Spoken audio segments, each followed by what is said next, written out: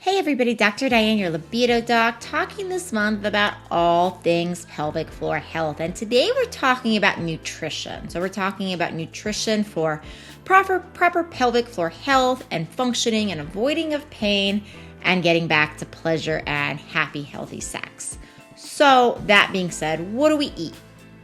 In an earlier video this month, I mentioned that we can have sometimes conditions such as interstitial cystitis, that mouthful I'm going to explain.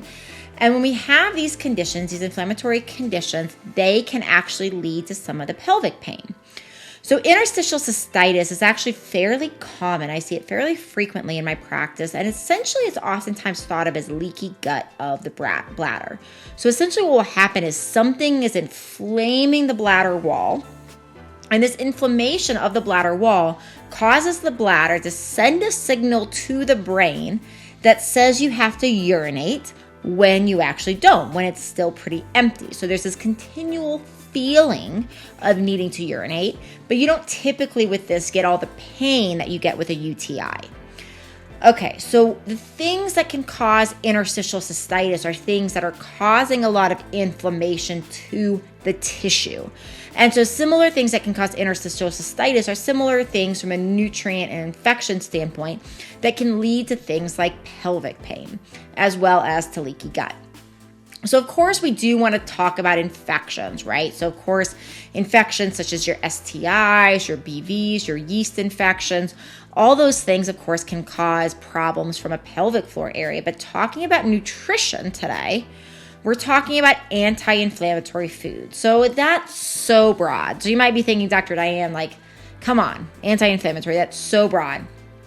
And I mean it broadly. I'm saying that very specifically because what I do not really agree with from a medical perspective is that there is this one perfect diet for the pelvic floor.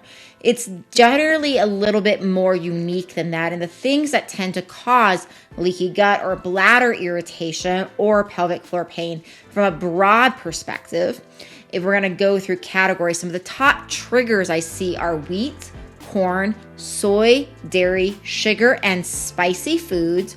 So those are good ones to experiment eliminating, adding back in, seeing if you notice a difference.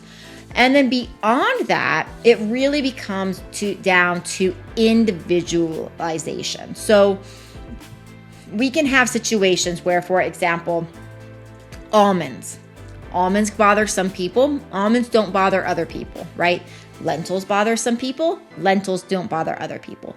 So we can have these situations where some of these foods can cause inflammation to tissue in some people because our immune system is reacting to the food, and other people it's not a problem. So where I would start with this, making sure your diet is as clean as possible. So eating organic, right? We see that pesticides, for example, can cause leaky gut, can cause bladder irritation, can cause some of this inflammatory condition, these inflammatory scenarios that I get concerned about when it comes to pelvic pain. So we want to eat as organic, grass-fed as much as possible, really making sure we're getting good, clean food into our diet. That's one. We also want to make sure that we are very clear and very careful about the wheat, corn, soy, dairy, and sugar, like I mentioned, so testing those. And then once you have those basics taken care of, the next thing to really consider from there is to go through and start eliminating foods by one testing them. Or even better is running a food reactivity test. So a lot of people run food allergy tests where we're actually looking for a specific immune reaction of what's called an allergy. And an allergy is where the body releases a molecule called histamine. Histamine can cause a lot of function, a lot of problems to our pelvic floor area. So if you're allergic to something and the body is releasing more histamine, that can be inflammatory to a lot of different tissues of the body, including the organs of the pelvic floor. That being said, there's also something called a sensitivity. A sensitivity is a reaction to a food that is not histamine related. It's a different type of it's a different type of reaction. So when the body has histamine in it, it's called an allergy when a body's reacting that way. When the body reacts to the food in a non-allergy related way. So it's still reacting, it's just not through this molecule called histamine. That's called a sensitivity. So a lot of people will get food allergy tested, and that's very common. But I want to make sure you guys are aware of food sensitivity testing too, because that's much more thorough. So the easiest thing to do is clean up, make sure you're not doing a lot of pesticides, eating organic as much as possible. Work on getting wheat, corn, soy, dairy, sugar out. See how you do. See if you notice anything with those things out.